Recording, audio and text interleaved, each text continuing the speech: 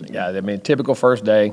The shirts fit real good, shorts fit real good, cleats look nice, socks are up, had good energy. But what I was, a good tempo to practice. I mean, a lot of the things you look for as far as just tempo, getting to where they had to get to, good energy. Even if a mistake was made, it was correct. I mean, and they were very engaged in that and trying to work, and I was pleased in that demeanor of them. You know, other than that, you know, you threw some balls, caught some balls, knocked some balls down. I mean, they're in shorts, so. But good tempo, good energy, good mindset. When there's that much teaching going on, and watching to see how quickly they pick things up. Yeah, I mean, how guys pick things up and how they want to be coached. You know what I'm saying? If they want to be coached. Some guys get offended by being coached. Sometimes they ain't used to it, but it was good. I mean, our team had a great attitude as far as that goes. The demeanor was good. And, you know, and also just lurking, can you correct a mistake? You know what I'm saying? Once you get coached, can you correct it and how you do it? Jimbo, for the true freshmen who weren't early enrollers, what's the biggest thing you're looking for them in the first week? Not to break out in a cold sweat and get in anxiety and cramp up and lock. They all do. You have no idea what it's like out there for them the first day. Anxiety. I mean, that's the biggest thing. And I know people, man, they're just so nervous because they want to do well. They're in a new environment, and they're trying to go 100. Everything's going 3,000 miles an hour. But you just want to see them go out there and want to be a part of it. How much they may have picked up, but how much their energy, their attitude, their work ethic, their demeanor. You know what I'm saying? Those types of things. That's what you can work, and then you just keep teaching them as they go. How important is special teams for freshmen? Because even if they can't crack that rotation in offense or defense, there are a lot of opportunities there. It don't matter for them. If you don't want to play special teams, you're not going to play at Florida State. I don't care if you're a starter, the star, whatever. Everybody's going to play special teams and do them well. Everybody's going to contribute. That's every bit as important as offense and defense. But, you know, that's an opportunity for them, but as upperclassmen, got to take those too.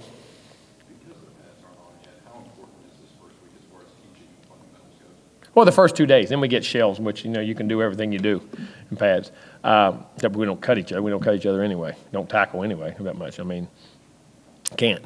But it's just, again, alignment, assignment, you know, getting the right alignment, have the right assignment, have the right technique. And even if technique, and your eyes are in the right place, you're looking in the right place. You know, and if you make a mistake, it's something that's not so drastic. You know what I'm saying? That it can be, hey, no, my eyes are over here. Just little things like that. You know, you've got to, as upperclassmen, got to set a standard. Back and forth. Do back. You're going back and forth, playing end and linebacker. Bigger body. I mean, he's 260 pounds now. And give you some depth, you know, see what it looks like there. Jimbo, is Chuck West, looks like a little bit trimmer. Is he dropping weight, or is he? No, he's the same. He just changing his body. I mean, they're just maturing. I mean, getting harder, bigger. You know, you start to become a man. He's a junior, and becoming a junior, he's 20 years old or whatever, maybe 21, whatever. But your body changes, you know what I mean? And he did a really good job in the weight room. I mean, like his weight's still exactly almost the same, but body's changed. You know, there's a bunch of guys out there that I saw that in. Their bodies just, you know, just hardening up and growing up. You know what I'm saying? Just what it's from.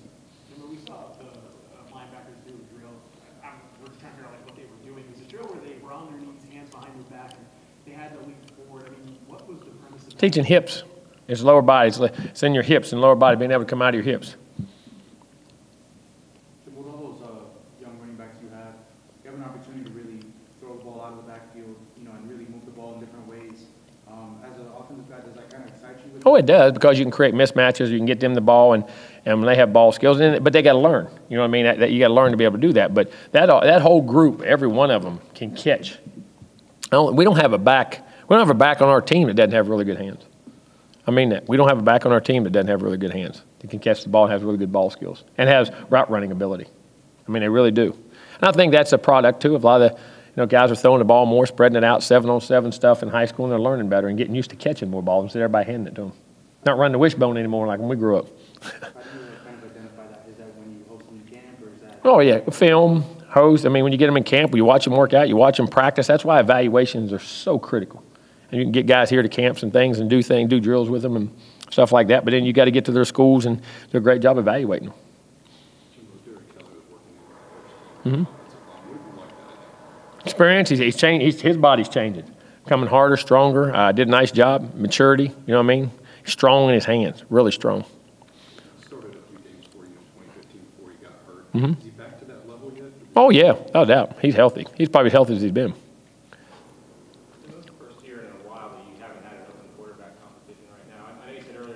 still has stuff to prove, but do you have to find maybe different ways to keep guys motivated, keep him engaged? No. Just a race like that? I got all kinds of ways.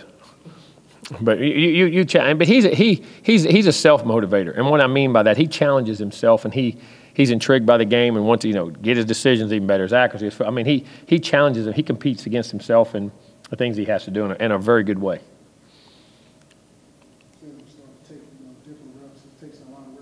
Who's that? Who'd he say? No, he's still. I mean, we go 1s, 2s, 3s, 4s. 1s and 3s on the field, 2s and 4s, and they all get the same amount of reps. And then they go with the 1s because you don't overwork your 1 guys, and you keep timing with those guys. But and that's the way you get to evaluate those young guys. See, even if a guy's not doing right, you can say, 2 weeks, this guy's going to have a chance. 3 weeks, this guy's going to have a chance. You know what I'm saying? And get them engaged, learning. And that's the only way. They aren't going to be able to judge that by them standing back. In the way we practice, they all get the same amount.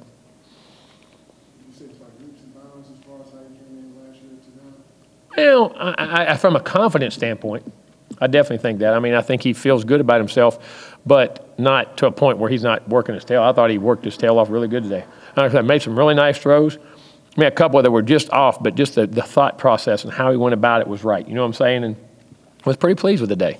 Look, I'm sure he had a couple mistakes in there. We'll reevaluate on the film. What do you think of Hockman and Blackman? We saw you kind of talking with Blackman a little bit. It seems like when he throws, he kind of throws downwards if everyone else is like a little bit more. Who, Blackman? No. So look at a couple throws where he threw down. No, he throws a great ball. Throws the ball really pretty. Jimbo, the freshmen in particular, a lot of those guys I'm sure have never been 13 or 14 in their life with anything. So do you have to talk them through that, or do they understand? This is what we're doing. You're going to get the same amount of reps. That's what they want, reps. You know what I'm saying? Don't worry about a depth chart. I don't care. I don't have a depth chart right now. I don't care. This is going to be a group with 1s, 2s, and we'll interchange guys. Just get reps, learn what to do here early, especially you young guys. You're going to get plenty of reps. You're not going to walk out and complain that you didn't get a chance. You know what I'm saying? So don't worry about that. Focus on what you can control, and that's how you practice. And I don't care about that. I'll see a week, 3 weeks down the road, 4 weeks down the road, 6 weeks down the road, whatever it may be. First day of practice for a lot of those freshmen, and of course, there's a lot of teaching moments. Were you kind of, from what you saw, were you pleased with how they kind of handled it? Yeah, I mean, I was handling the tempo, just getting used to. I've never practiced like that. Those guys have never practiced that fast, that hard, that many reps. I mean, it's never even close. And I was very pleased with just their attitude. Hey, yeah, and just jumping right back in and going and going and going. I was very pleased with that. We're good.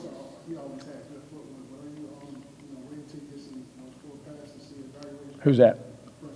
Well, I mean, you can see footwork and balance and where you get your feet to, but then when live rush comes, but we rushed in team, weren't bad, but we still got some people around him, but he's doing a good job with that. He's learning.